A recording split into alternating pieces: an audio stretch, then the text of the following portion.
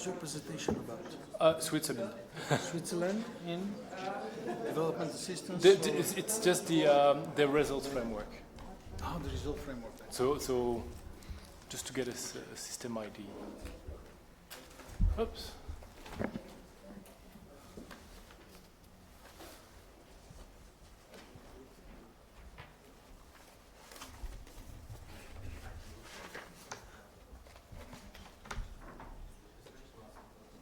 Result-based management, yes? Yes. Колеги, продължаваме с лекцията на Сидни Люклерк върху конкретния опит на Швейцария за result-based management approach. Yeah, before we go into more of an exercise, and we'll explain everything to you. We just wanted maybe just to show an example of kind of a results structure of a country, and we thought it was interesting to take the case of Switzerland because it's trying to have a new set of indicators for their development cooperation. So, but also what's interesting is having to see all the way through from the corporate level results to country level to project level. How do they work to have a kind of a concrete idea? So how does the Switzerland development cooperation works in terms of aid delivery? Well, first they have this 4-year and for sustainable development. So that's kind of the overall objective of their strategy. That's then they have 7 key strategic objectives. So I won't go into them, but yeah, just for example, the first one is contribute to the development of international framework for responding to global challenges, prevent and manage the consequences of crisis and disaster and of fragility, promote conflict transformation, support sustainable access to resources and services for all, etc., etc. So there is 7 key strategic objectives. And who then put these objectives and this strategy into place? Where there are 3 main actors, and they share 5 kind of policy instruments. Oh, perfect. Then it was printed. So you have the Swiss Agency for Development Cooperation that does alone humanitarian aid and technical cooperation and financial aid for development countries. You have the State Secretary for Economic Affairs, so they share with SDC, the Swiss Agency for Development, transition aid and cooperation with Eastern Europe. And they do by themselves economic and trade policy measures for development cooperation. And finally, you have this human security division that deals with the measures for the promotion of peace and human security. So it's kind of an interesting framework.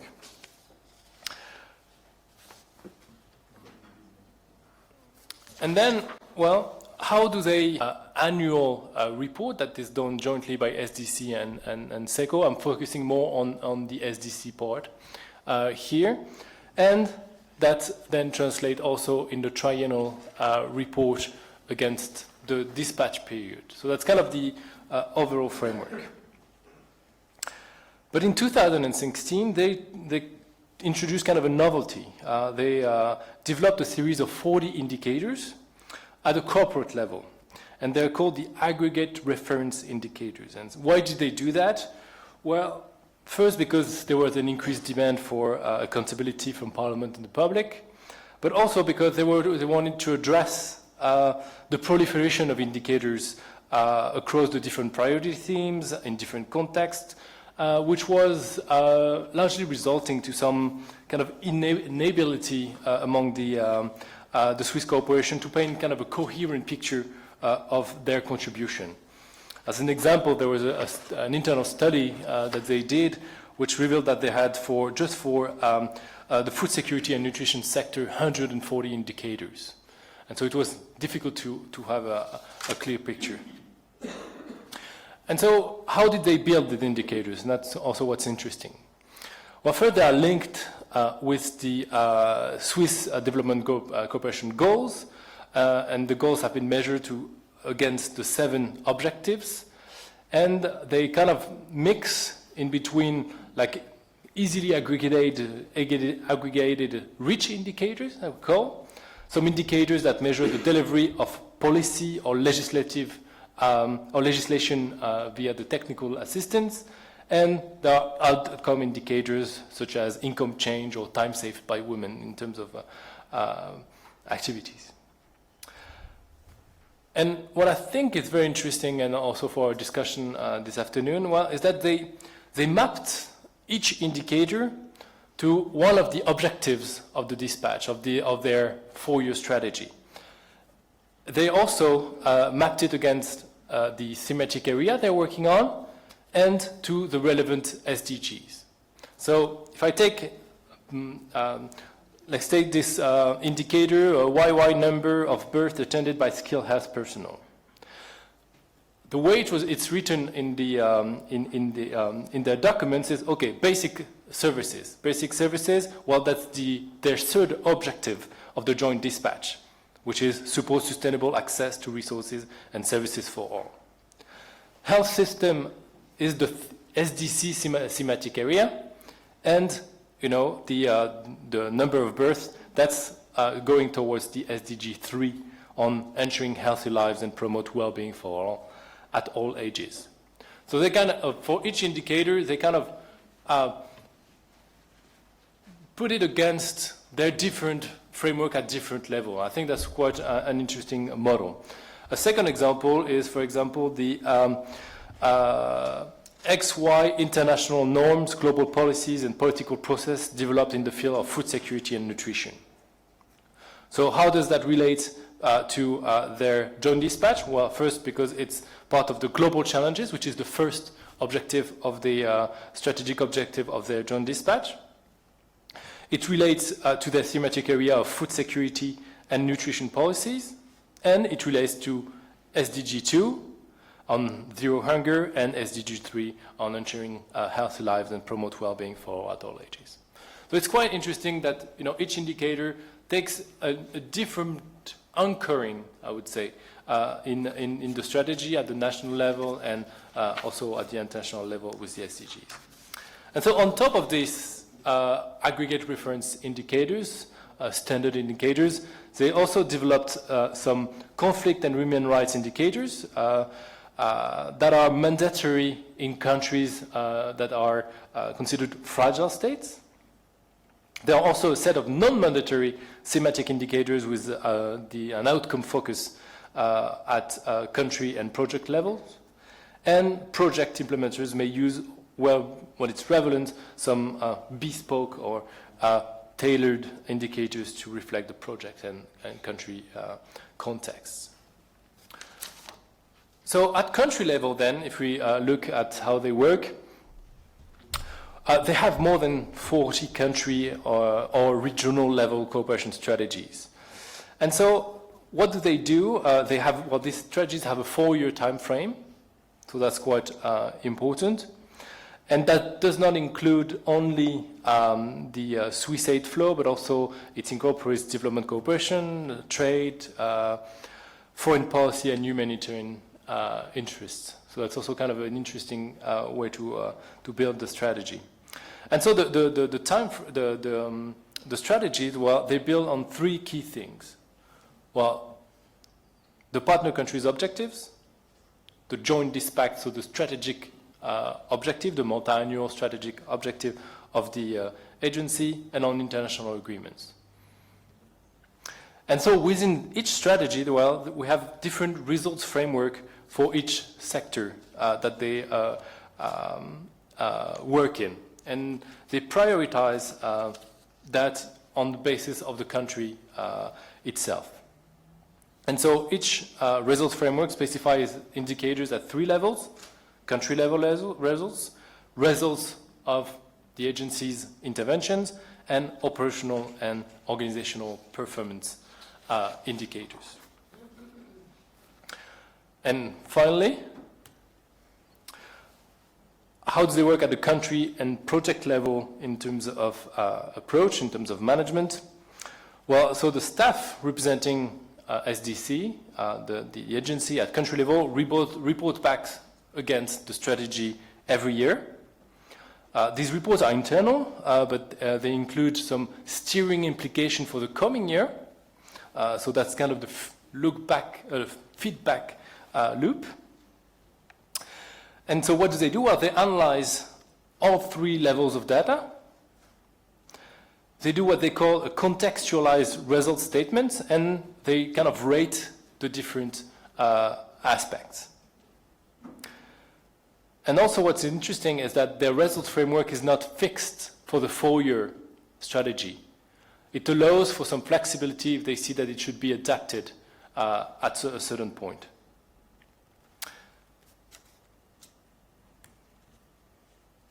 I'll skip on the learning culture, and of course, and that's kind of also that's based on the country case study that the OECD did.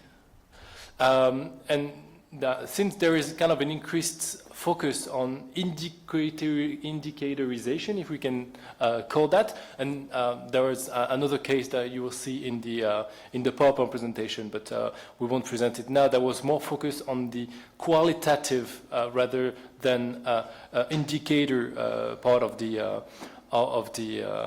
results framework. Here, there's the challenge of kind of creating the link between the different levels and aspects of the aggregated reference indicators. So basically, how do we manage to have those to embed these indicators at all levels? So that's one of the main challenges that they are facing now, because they're integrated those indicators in all the strategies now. And of course, in terms of implementation also, because when you are transforming the system, you may create resistances in terms of appropriating the indicators, and that may you have to provide the staff with the necessary resource to actually translate that and also engage with the partners to ensure that they are on board with these new indicators. I think I'll close that for the example, so now we can go into more practical fun, I hope, and I'll leave the floor to Mr. Sorry. I'll leave the floor to you to introduce maybe the exercise. Thank you. И така, колеги, ще ви представя една идея, която се роди вчера, дано да я приемете, много интересна. Ще направим едно упражнение, което ще бъде базирано на представянето т.е.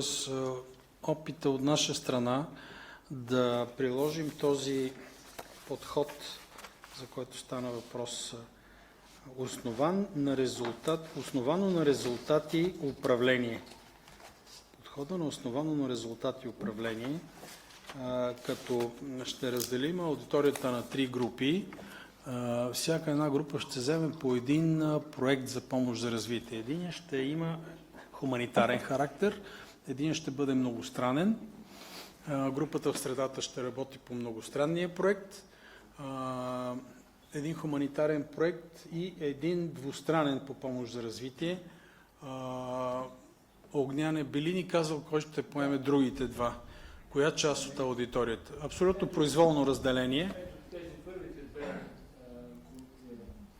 колони вземат двустранен проект и ваш лидер на упражнението ще бъде колегата Павлин Тодоров. Да, който е член на комисията за оценка и има директно...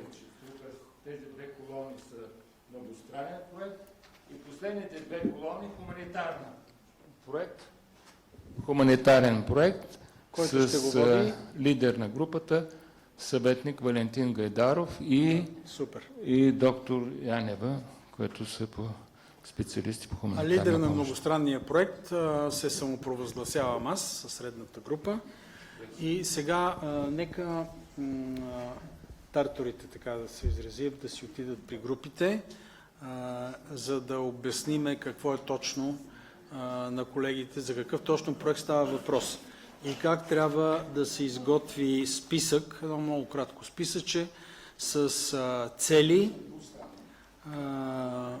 на проекта. След това имаме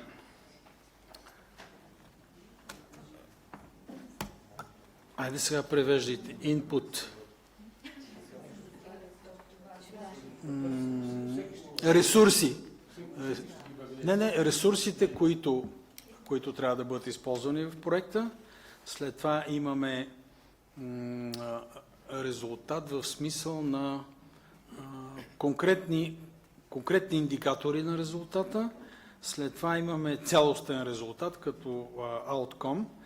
И този списък с тези индикатори, след края на упражнението, всяка група ще го представи, за да видим доколко е научила сутринта това, което беше преподавано.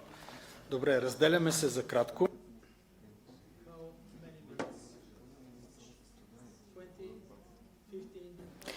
Okay, so thank you, Mr. Director. I think what is important is that you should not forget that for each objective, you need to come up at least with one indicator, one output, and one outcome. Okay? So there is a line of reflection. You can have several indicators to some objective, but you cannot have objectives without indicators, outcomes, and outputs. Is that okay? So you can then discuss among yourselves what you want to present, and we will be here to facilitate the discussion afterwards, as with our colleague Vincent that will join us on that facilitation. We will give you half an hour to 35 minutes for you to discuss. Try to be efficient and try to identify. We also distributed the list of the SDGs to the facilitators, and we are going now to give them the indicators that are already under the SDGs. So try also to relate to the SDG framework when you have that discussion. Okay? If you have any doubts, we will go around and try to explain to you better.